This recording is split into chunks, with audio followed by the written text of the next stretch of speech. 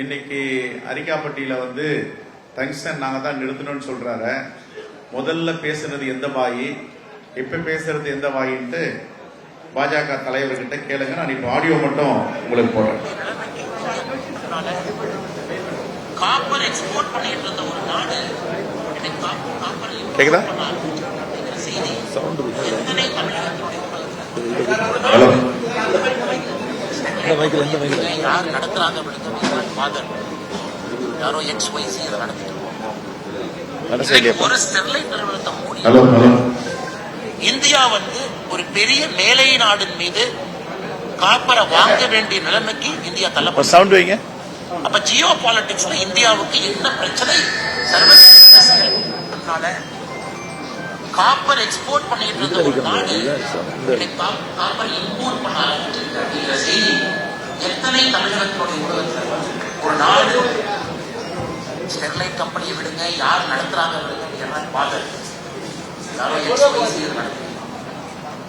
இன்னைக்கு ஒரு ஸ்டெர்லைட் நிறுவனத்தை மூடியதுனால இந்தியா வந்து ஒரு பெரிய மேலை நாடின் மீது காப்பரை வாங்க வேண்டிய நிலைமைக்கு இந்தியா தள்ளப்பட்டிருக்கிறது.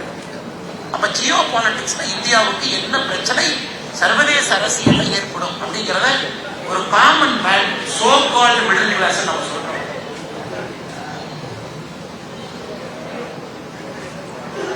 அவங்க புரிஞ்சுக்கிட்டாங்கன்னா இதை வச்சுதான் அரசியல் பண்ண முடியாது. இன்னைக்கும் பாத்தீங்கன்னா ரோடு போட்டா எதிர்ப்பு, இது போட்டா எதிர்ப்பு, அது போட்டா எதிர்ப்பு, இப்படிதான் போகுதோ தவிர அது ஆக்கப்பூர்வமான முறையில மக்களுக்கு முன்னாடி வச்சு இதை பத்தி சரி இருக்கு, அஞ்சு தப்பு இருக்கு, உங்களுக்கு வேணுமா அப்படின்னு கேட்கிற அரசியல் நமக்கு இல்லை. டங்ஸ்டன் மதுரையை எடுத்தா கண்டிப்பாக 10 பிரச்சனைகள் அது இருக்கு. கண்டிப்பா மக்கள் இங்கே போகணும். அந்த 20 ஸ்கொயர் கிலோமீட்டர் நீங்க டங்ஸ்டன் இருக்கிறோம், அது முக்கியமான ஒரு மெட்டீரியல் நமக்கு வேணும். கண்டிப்பா அதுல நல்லது இருக்கு.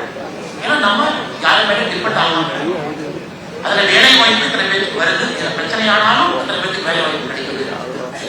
சுகாதாரம், சுற்றுச்சூழல் பிரச்சனை இந்த மாதிரி கையாளுறாங்க. அரசியல் அதிகாரிகள் சொல்லுங்க, கிராம சபை சொல்லுங்க, இன பிரச்சனை சொல்லுங்க, எவ்வளவு இன்வெஸ்ட்மெண்ட் வரும், அதனால இதை சுற்றி எந்த விதமான தொழிற்சாலைகள் சொல்லுங்க. இதெல்லாம் கிடையாது. ஒரே வார்த்தை இது, அது ஒரே வார்த்தை ஆதரவு.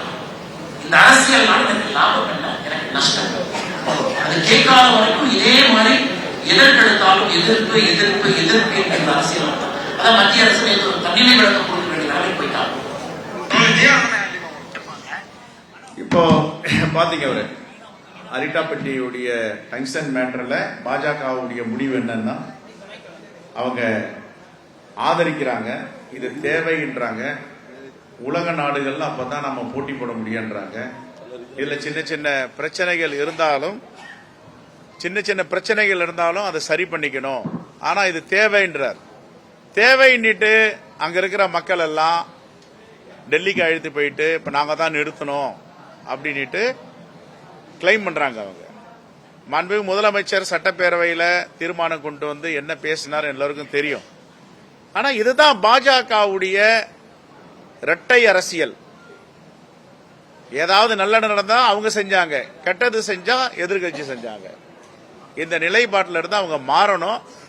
இப்படியே மக்களை திசை திருப்புவதும் உண்மைக்கு புறம்பாக பேசுவதும் பாஜக தலைவருடைய வாடிக்கையாக இருக்கிறது. அமெரிக்காவில் நடந்த பிரச்சனைக்கும் ரஷ்யாவில் நடந்து கொண்டிருக்கிற பிரச்சனைக்கும் என்ன தீர்வு என்பதை அவர்கள் சொல்லணும். சீனாவில் மேண்ட்ரின் மொழியில எல்லா கிராமங்களும் பெயர் வைக்கப்பட்டு ஆக்கிரமணம் செஞ்சுட்டு வந்துட்டே இருக்காங்க. இதுக்கு வெள்ளை அறிக்கை கொடுக்கணும். இதெல்லாம் பேசாம ராஜதந்திரமா கட்சித்தீவையும் வேட்ஜ் பேங்கையும் முடிவெடுத்த அன்னை இந்திரா காந்தியை பற்றி குறை சொல்வதற்கு எந்தவித தகுதியும் பாஜக தலைவர்களுக்கு இல்லை. இதை வன்மையாக கண்டிக்கிறோம். இனிமேலும் பேசினால் பல ஆதாரங்களோடு எடுத்து போடுவோம். ரைட். செய்திகளை உடனுக்குடனும் துல்லியமாகவும் தெரிந்து கொள்ள சப்ஸ்கிரைப் பண்ணுங்க.